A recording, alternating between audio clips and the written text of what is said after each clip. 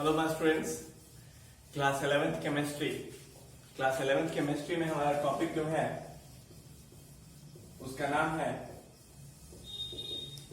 Chapter, चूंकि परमाणु संरचना एटॉमिक स्ट्रक्चर है और टॉपिक का नाम है रदरफोर्ड का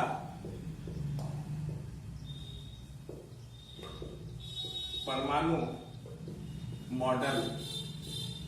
यही टॉपिक का नाम है रदरफोर्ड का परमाणु मॉडल।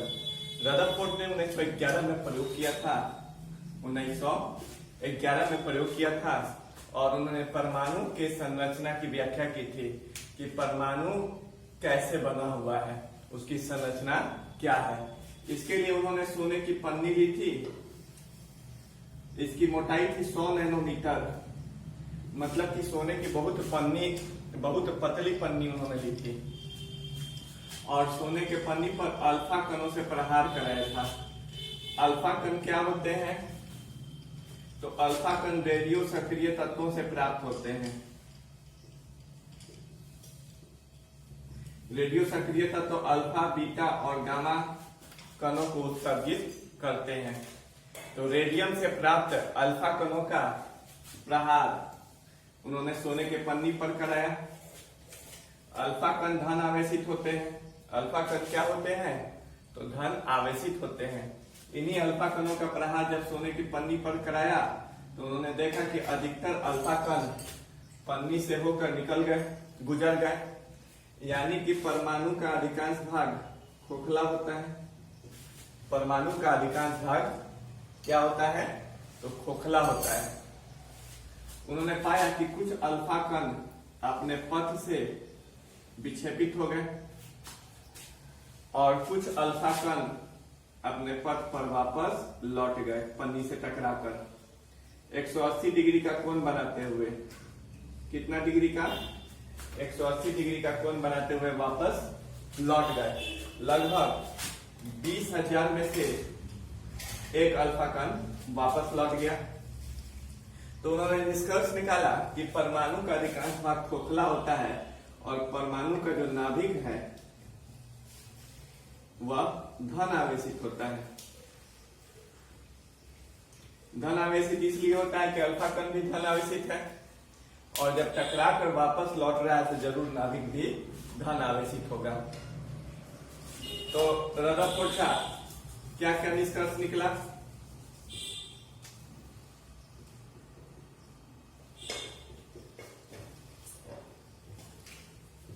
निष्कर्ष निकला पहला कि परमाणु का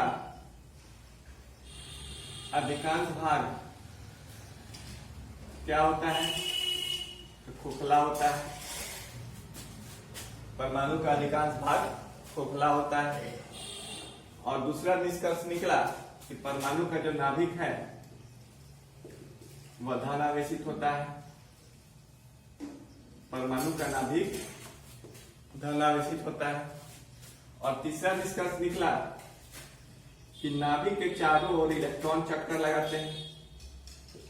इलेक्ट्रॉन चक्कर लगाते हैं किसके चारों ओर? तो नाभिक के चारों ओर कौन चक्कर लगाता है? इलेक्ट्रॉन। जैसे कि सूरज के चारों ओर पृथ्वी चक्कर लगाती है, वैसे ही नाभिक के चारों ओर इलेक्ट्रॉन चक्कर लगाते हैं। लेकिन रदरफोर्ड के सिद्धांत में कई कमियां थी।